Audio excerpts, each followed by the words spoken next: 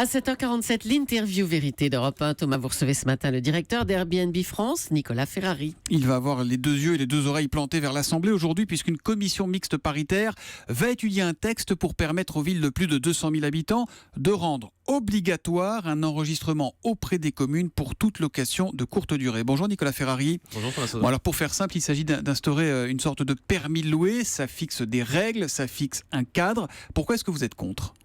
Oui, tout à fait. Il s'agit de fixer un permis de louer. Le problème, c'est que les règles existent déjà et que là, on les complexifie. En gros, pour être très concret, ce qu'on va demander à des personnes qui souhaitent louer leur logement, c'est aujourd'hui, on est le 29 juin.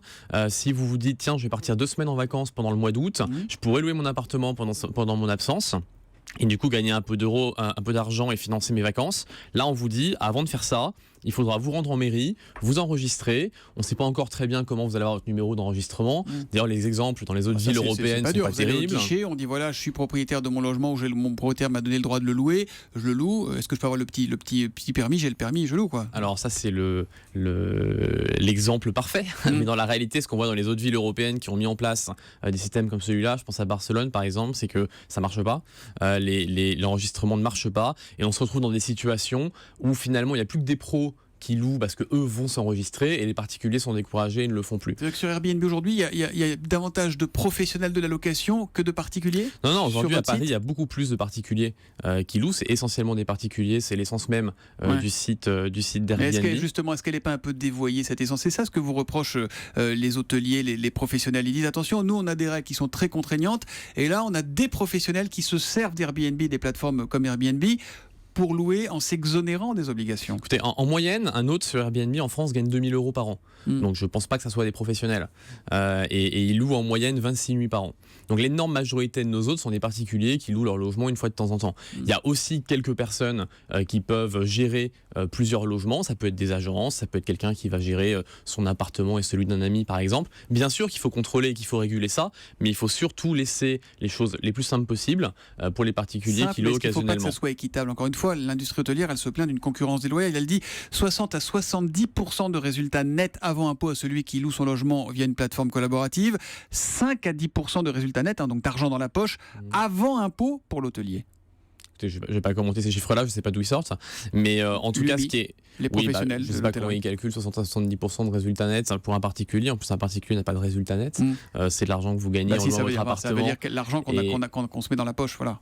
Oui, mais les particuliers gagnent de l'argent en faisant ça. C'est un petit peu d'argent pour arrondir les fins de mois. Encore une fois, on parle de 2 000 € par an en moyenne. Donc ça correspond à un 13e mois. Et puis il y a des règles, parce que je vous rappelle qu'il faut déclarer ça dans votre impôt sur le revenu, que la taxe de séjour est collectée et que nous, Airbnb, on la collecte de plus en plus, etc. Il y a beaucoup de gens qui louent sur des plateformes collaboratives qui ne déclarent pas leurs impôts. Qui ne déclarent pas ça aux impôts. Alors, ils doivent le déclarer. Nous, on les informe sur le fait qu'ils doivent le déclarer. C'est obligatoire au-dessus de 760 € par an, c'est ça ? Ça, c'est pour les chambres chez l'habitant. Et quand vous louez un logement entier, c'est obligatoire à partir du 1er euro. Donc, concrètement, c'est obligatoire de déclarer ses impôts en France comme tout revenu que vous gagnez. Il faut que les gens le fassent, oui, tout à fait. Est-ce que vous êtes sûr, vous, qu'aucun locataire ne sous-loue illégalement un appartement Airbnb ? Alors, ça fait partie des règles qui existent en France et qu'il faut respecter. Nous, ce qu'on fait, c'est que quand vous vous inscrivez sur Airbnb... Il y a des règles qu'il faut respecter, mais est-ce que vous êtes sûr aujourd'hui qu'aucun locataire ne sous-loue illégalement un appartement en Airbnb ? C'est la responsabilité des hôtes de respecter les lois. Nous, notre responsabilité, c'est de faire en sorte qu'ils les connaissent.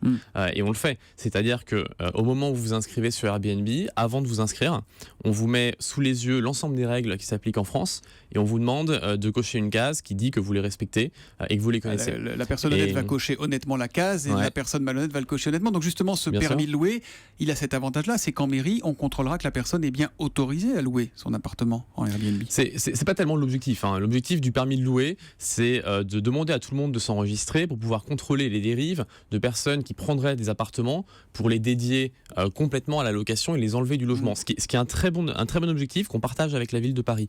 Mais néanmoins, le problème, c'est le moyen pour y arriver. C'est-à-dire que pour y arriver, on demande à tous les particuliers qui, eux, n'ont aucun impact sur le logement, ils louent leur résidence principale, on leur demande à eux de s'enregistrer. Et donc il y a une proposition très simple en fait pour résoudre ce problème, qui est de rendre l'enregistrement certes obligatoire, mais uniquement pour les personnes qui louent plus de 120 jours par an. C'est-à-dire pour ceux qui prennent des logements et les dédient entièrement à la location saisonnière. Et c'est ces personnes-là qu'il faut contrôler, pas le particulier qui va louer 2 ou 3 semaines pendant l'été. Est-ce que vous n'êtes pas un peu à l'hôtellerie ce que Uber est au taxi ? C'est-à-dire que sous couvert de défense des intérêts des consommateurs, vous faites d'abord et avant tout primer les vôtres d'intérêt ?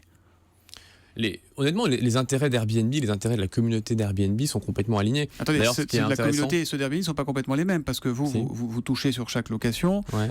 Est-ce que les déclarations d'impôts, combien vous payez d'impôts Combien vous payez d'impôts Airbnb?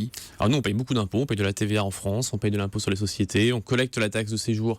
À partir du 1er août, on va la collecter dans une vingtaine de villes en France directement. Donc on paye des impôts comme on doit les payer en France. Vous faites de l'optimisation fiscale ou pas On paye des impôts dans différents pays d'Europe, dont la France. Et donc on vous paye faites de également... l'optimisation fiscale?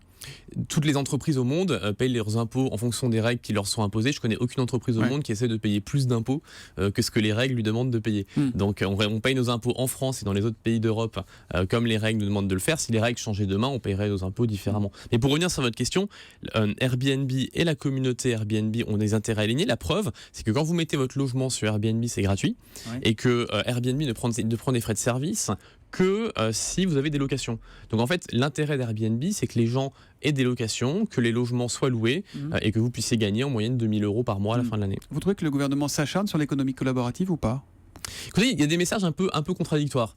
Je dirais plutôt ça comme ça. Un rapport avait été publié il y a quelques mois sur l'économie collaborative par un député qui s'appelle Pascal Terrasse, qui est un rapport très bien fait, qui disait en gros qu'il fallait faire la différence entre les activités des particuliers et les activités des professionnels, et qu'il fallait rendre les règles simples pour les particuliers. Ça a été accueilli par Manuel Valls qui a dit faisons de la France une terre d'économie collaborative. Donc c'était des messages très positifs, et là je vois dans le cadre de cette loi numérique qu'à l'inverse on essaie de mettre des bâtons dans les roues des particuliers, donc là c'est dommage. Merci beaucoup Nicolas Ferrari. Je rappelle que vous êtes le directeur d'Airbnb France. Parmi les autres plateformes collaboratives, on peut également citer évidemment Abritel ou encore Homely Days. Merci et bonne journée à vous. Merci à vous.